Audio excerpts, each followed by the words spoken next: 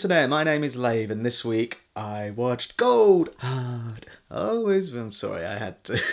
All joking aside though, it is weird that a film set in the 80s about finding gold and it doesn't feature Spandau Ballet's Gold. It just feels like a bit of a missed opportunity, much like the rest of the film. So Gold is directed by writer-director Stephen Gaghan, who's probably most famous for Syriana. Here he's directing Matthew McConaughey as Kenny Wells, and the film picks up with him in 1981 as he's working for his father's mining company. The film then skips on to 7 years later and his father's passed away and his mining company is going bust, and then he has an actual dream about finding gold in Indonesia. So in a last-ditched effort he goes out to find a geologist called Mark Acosta who has recently made a discovery in copper. So they scrounge up whatever money they can and get some sponsorship to put a team together to go out and find gold, which they do. And then all hell breaks loose as stocks go through the roof and all of the sharks at Wall Street start circling around them. They all want a piece of the action. Politicians in the Indonesian government want in,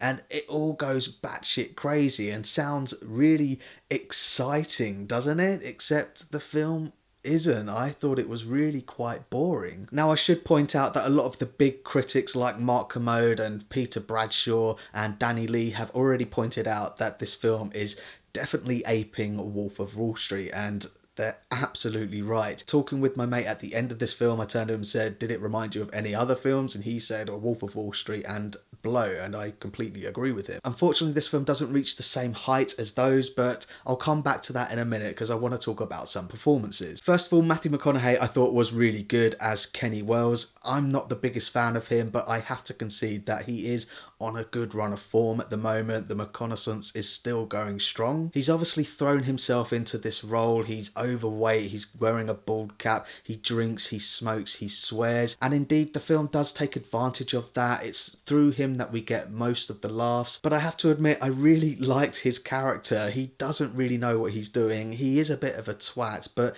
I really admire his determination. And despite the drinking and smoking, swearing and the ego, underneath it all he's actually a really nice guy. He's got a really stable girlfriend played by Bryce Dallas Howard who can see it. They have a good relationship, but I do think that it goes through a sudden gear change all of a sudden. They explain why, but it just, to me, it felt like it was a bit out of nowhere. And I'm still not entirely convinced with Bryce Dallas Howard. I still haven't seen her in a role where I thought, whoa, she's a great actress. But to be honest, she doesn't get to do much in this. One character that I thought fell completely flat was Édgar Ramírez as this guy Mark Acosta. He's supposed to be this really charismatic geologist, but oh, he's just so dull. Digging for God is like a drug. It's addictive.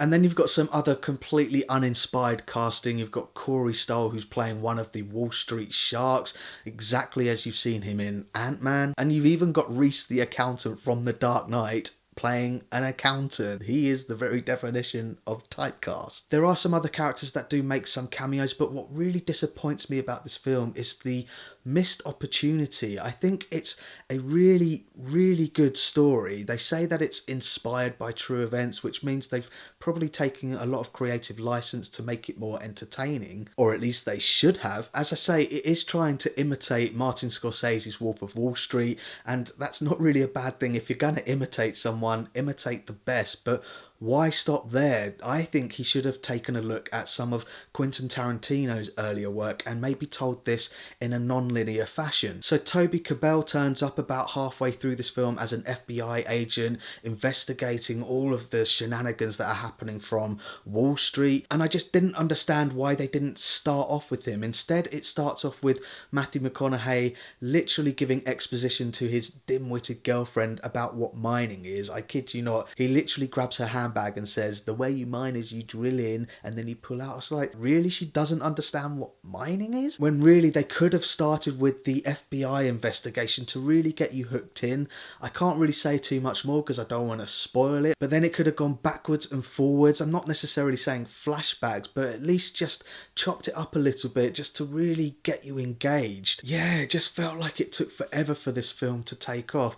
Don't get me wrong, the cinematography is really good. There are some really really nice location shoots in, I'm not sure if it's the Indonesian jungles, but it really looks like it was a tough shoot. It's just the way that they've put it all together, it's very, very boring. So that's my thoughts on Gold, and pause the video if you want to take a closer look at my enjoyment tracker now. There are some funny moments in this film, particularly from Matthew McConaughey, but just the execution of the editing and the storytelling really lets it down. It should have been much funner and crazier than it actually is. So thanks very much for watching my review of Gold. I really do appreciate it. If you've seen it, let me know what you thought about it down in the comments, and if you can, give this video a like and don't forget to share the Lave. Just before I go, I've had a couple of people emailing me asking me where I get my t-shirts from. Well, it's from a really cool website called Last Exit to Nowhere. What's even cooler is that I've been talking to them and they've agreed to run a competition where one of you can win one of their t-shirts. I'm just in the process of figuring out how I'm gonna do that, so keep an eye out for a future video, and yeah, alright.